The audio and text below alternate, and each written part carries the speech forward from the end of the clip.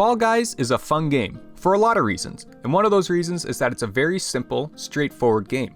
The game by itself is not all that hard, as it's a low skill floor, simple platforming game with straightforward objectives.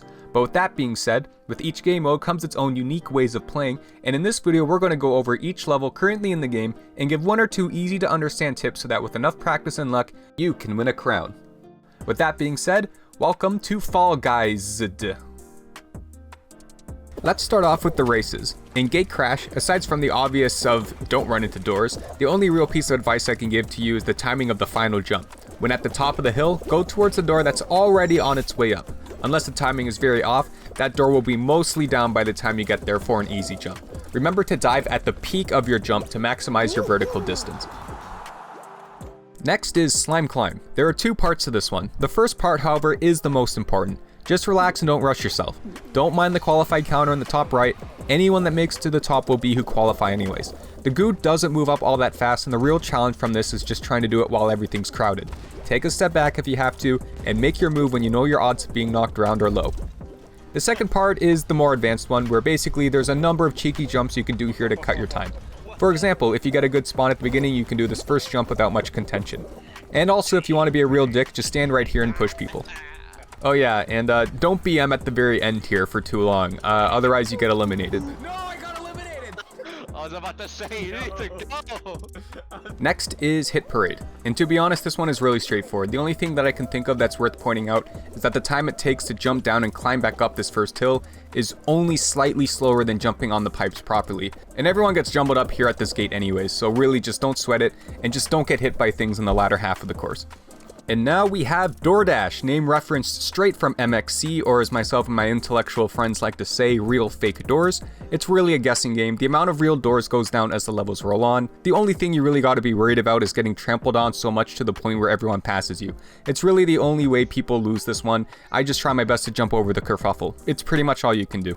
With this one, Whirligig, I actually have about 3 tips here and they're all pretty helpful.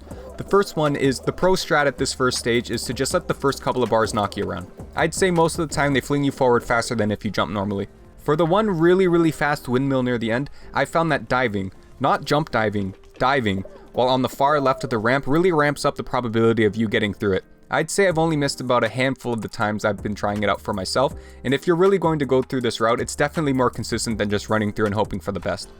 And also this little jump here exists. It's really helpful. For here, dizzy heights, I have a couple. The first tip is, I found it's just easier to not jump in this first part, and you can keep a lot of control with just your mouse. Also, I found that in this last part that you have a lot more stability in your landing by looking in the direction the platform is moving in. Next up is honestly one of the easiest races to mess up on, Seesaw, and it's usually not even your fault. Like they say in Men in Black, an individual is smart while a group of people are dumb and panicky. Just be prepared to have to sit back and watch people get greedy and play themselves for a little bit before finding the right opportunity to jump. And next up we have Tiptoe. I usually have no problem whipping around and making guesses for the first couple of thirds of the board before I play safe and stay back a bit. There will always be the big group of people in the front just pushing each other around as to not be the first one to make the bad move and instead force someone else to make the bad move. But whether you want to push people around or be an opportunist like I, just make sure you aren't one of the unlucky people falling right before the end and you'll have a much better chance of getting in. And for our final race we have Chute.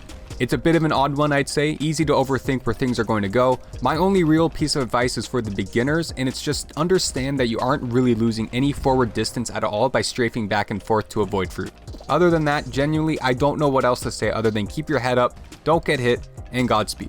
And now it's time to take a look at the survival rounds. I'll be honest here, I think the survival rounds are extremely easy all around. In fact, I've found the majority of times I've died in survival rounds is when my freaking fart nerd friend grabs me and gets me eliminated.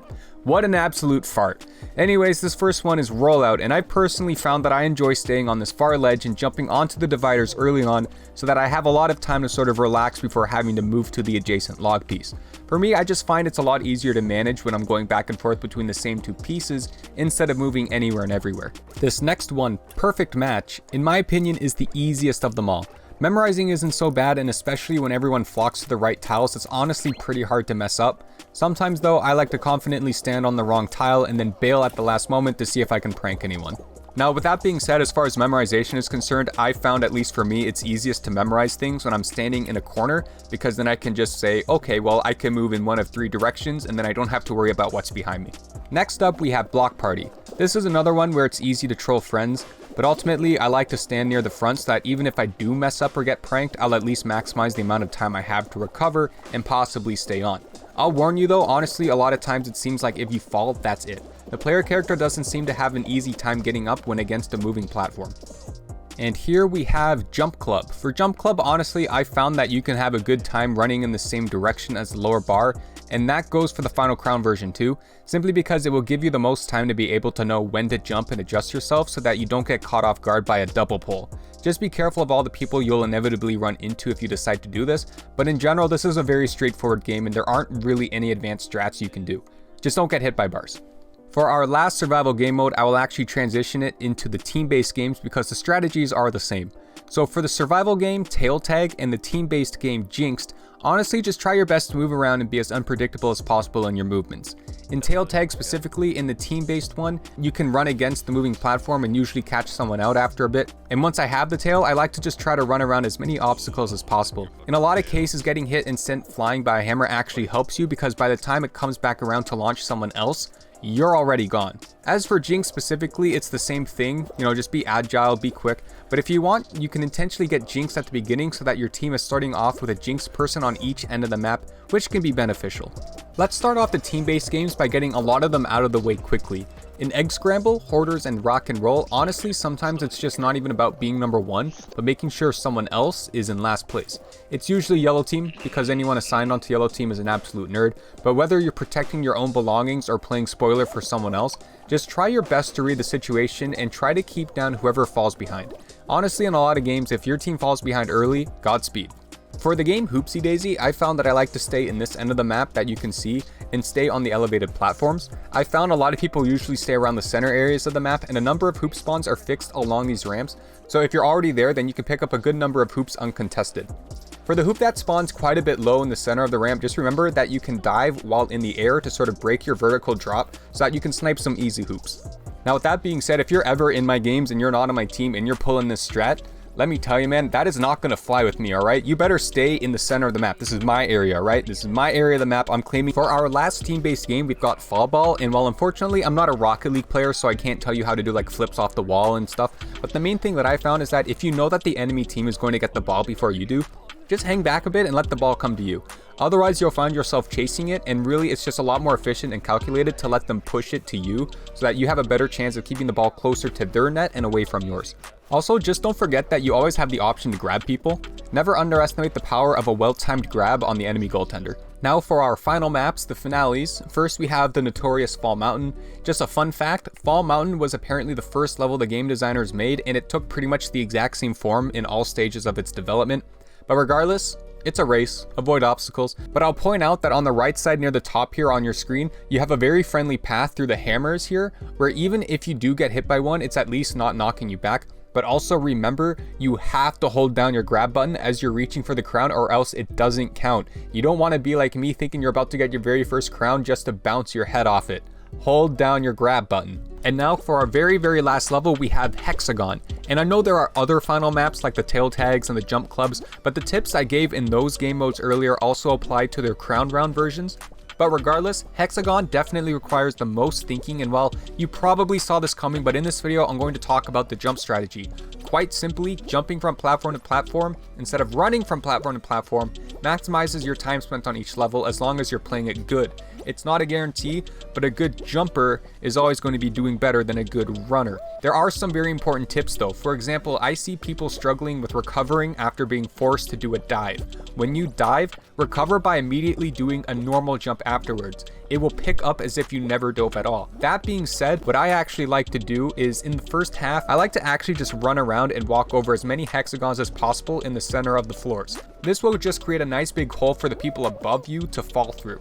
That being said though, this level, much like the rest of Fall Guys, requires your opponents to mess up just as much as it requires you to play well. If you play consistent enough, I can guarantee you a lot of people are going to be messing each other up a lot, and while a win isn't always guaranteed, keeping everything I told you in mind will help. So that's it. Thank you very much for watching my guide, and I hope you guys learned a lot. I'm sorry I couldn't get too in-depth on certain levels. To be quite honest, I'm not the most hardcore gamer myself, but as of recording this, I have won 5 crowns on my own following these methods, so I do know they work, and hopefully later down the road you can do the same. But let's not let the tips stop here. If there are any good tips or strategies I've missed out on, put it down in the comments. Let's keep a good, helpful atmosphere around this video. This game is all about fun, so let's keep it that way. Thank you one last time for watching, and this has been Fall Guys. And it felt like smacking into the last one.